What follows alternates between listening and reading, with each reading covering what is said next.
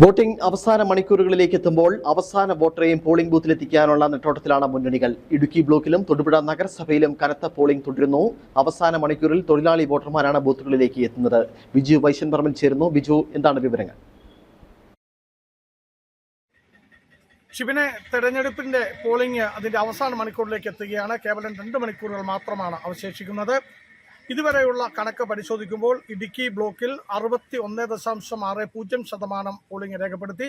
തൊടുപുഴയിലാകട്ടെ 66.02% polling ആണ് രേഖപ്പെടുത്തിയിരിക്കുന്നത്. ഇപ്പോൾ നടക്കുന്നത് എന്ന് പറഞ്ഞു കഴിഞ്ഞാൽ പരമാവധി എത്തേണ്ട വോട്ടർമാരൊക്കെ തന്നെ പോളിംഗ് സ്റ്റേഷനിൽ എത്തിക്കഴിഞ്ഞു.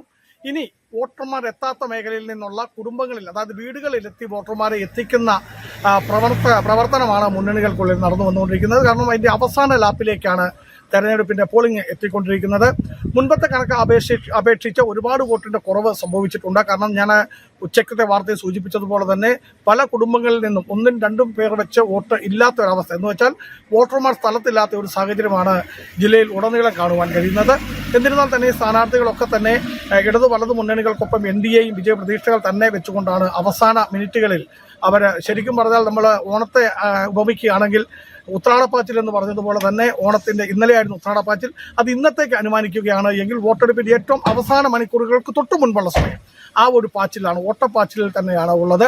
എന്നാണെങ്കിലും വോട്ടുറപ്പിക്കുവാനുള്ള ഓരോ വോട്ടുകളും വിലപ്പെട്ടതാണ്. അത് ഉറപ്പിക്കുവാനുള്ള തന്ത്രപ്പാടിലും ഓട്ടത്തിലും തന്നെയാണ് മുന്നണിയിലെ പ്രവർത്തകരും സ്ഥാനാർത്ഥികളും ഒക്കെ തന്നെ.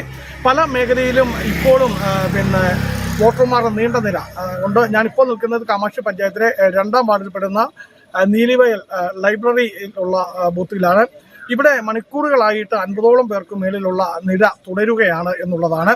എന്നിരുന്നാൽ തന്നെ ഇത്രയും തിരക്കുണ്ട് എങ്കിൽ തന്നെയും ഇവിടെ 1200ഓളം വോട്ടർമാരാണ് ഉള്ളത്. ഇതിൽ 500-ൽ പരം, ഏകദേശം ഒരു 580-ൽ താഴെയുള്ള വോട്ടർമാർ മാത്രമേ വോട്ട് ചെയ്തിട്ടുള്ളൂ.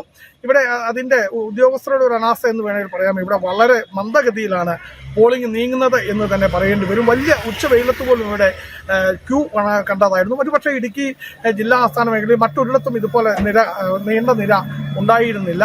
എന്നാണെങ്കിലും തൊടുപുഴ നഗരസഭയിലും പോളിംഗ് അതിന്റെ പരമാവധിയിലേക്ക് ഈ സമയത്തിനുള്ളിൽ തന്നെ എത്തി എന്നുള്ളതാണ് പറയേണ്ടത്.